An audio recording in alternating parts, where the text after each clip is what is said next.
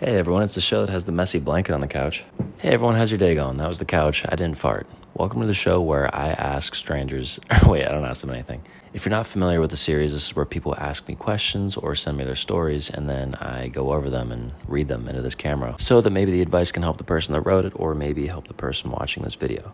Without further ado, let's get into these questions. Hi Hunter, should I stay in touch with an ex and become friends or just cut them away completely from my life?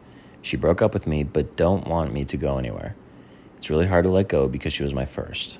What should I do? Hope you have a great day. Well, I hope you have a great day.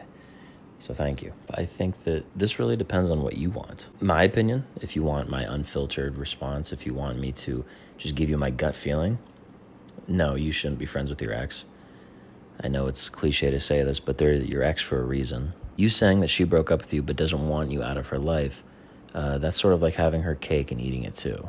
And it's not really fair to you to hold you on a string like that and say that, yes, you can still be in my life, but no, you can't have me in the way that you want to be with me. And that's not right, because whenever there are two different intentions there, it makes the friendship unbalanced. I think you can think of it like this. This person is taking advantage of how you feel about them, in my opinion, from what you've said in this paragraph, and it's only a small paragraph. I don't know the dynamic between you two. They don't want you in their life as a boyfriend or a significant other, but they want you in their life as a friend. And that's okay if that's what you want as well. But it sounds like that's not what you want because you're asking me this question. And you wouldn't be asking me this question if your gut wasn't confusing what you think. I've always had a real hard time rationalizing being friends with someone after you've broken up with them. Now, I'm not saying that it's impossible. I have seen it done. But in most circumstances, it's something very difficult and not healthy. You know so many things about this person that friends don't typically know about each other. You were intimate with this person, and because of that, you share a connection that you wouldn't otherwise have with a friend. So trying to go to be friends after having that is a very difficult thing to do. And of course, when I'm talking intimate, it doesn't have to be pervasive. I'm talking like your heart was into the relationship in an intimate way. And because of that, I think that it's almost impossible to go back to reserving your feelings and saying, oh, I never cared about the person. Now, there is a saying that I usually go by, and it's cliche, but if you can be friends with your ex, it's for two reasons. The first one is you were never in love with the person. The second one is you're still in love with the person. Again, I'm not sitting here saying it's impossible to be friends with your ex. It's definitely possible to be cordial, to have respect for each other, to not be disrespectful when the other one comes around, or if you're friend groups, you share the same friends as each other. You're not rude to each other in each other's presence, things like that. That's easy to do.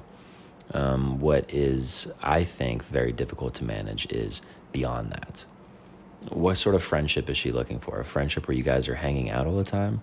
A friendship where you and her are watching movies together, where you're going on dates with each other, but it's not considered dates because you're just friends? I don't think that's fair to you. I think the only one that has the answer is you, but I will say that if you're blinded by residual love that you may still have for this person, I hope that you're still able to see if this person has bad intentions or not. I'm not assuming this person has bad intentions, but I will say that indirectly and unknowingly, this person might be manipulating you. It's very easy for them to be able to keep you in their life, but not have to give you what you want. And life is sort of about a give and take. And if you're just giving to this person, then that's not fair to yourself, and it's not fair to that person either. So I think you need to be open and honest with this person. If you can't be friends with them, if you really don't think you can be, let them know. If you have even the slightest inkling that you are still attracted to this person, or you still want to be with this person physically, or at least in an emotional way, then I don't think it's fair to be friends with them still. Now, with that being said, there are certainly such things as relationships that weren't serious, It's really a judgment call for you. I don't know the inner workings and the dynamic of your past relationship with this person, but if it was something that wasn't too serious, if it was something that doesn't weigh on your head very often, then yeah, I don't see a problem with being friends with them. But if it's something that's going to hurt you, and if it's something that you feel that you can't do, be upfront and let them know that you can. But what you said is it's very hard to let go because they were your first, and that's okay. That's a common feeling. You're perfectly fine for feeling that. Okay, you will have more lovers in your life, and you'll also have more friends in your life. You don't necessarily need this person. You're also not some toy that can be tossed around, right? This person can't just choose whenever they want to hang out with you or choose whenever they want to give you their emotions and feelings. So is it possible to be friends with your ex? I'm not going to say it's impossible, but I will say that it's extremely challenging. I don't think it's a path that you want to go down, at least from what I can infer on the message. It seems as though you're still emotionally invested in this person because they were your first. And again, that's okay. But I think that means that you aren't able to be friends with them. Maybe someday. Someday you will lose feelings for this person. Or at least you will be able to numb the pain so much that the thought of them no longer hurts you. And by numbing the pain, it's not a negative thing. I mean, you'll have so many good experiences in your life that the thought of this person will no longer harm you. And when that day comes, maybe you can be in this person's presence without cringing. But for the time being, it sounds like I would say do not be friends with this person. With that said, let's go on to question 2. I met a guy and we are really, really happy together. Do relationships really need a lot of work?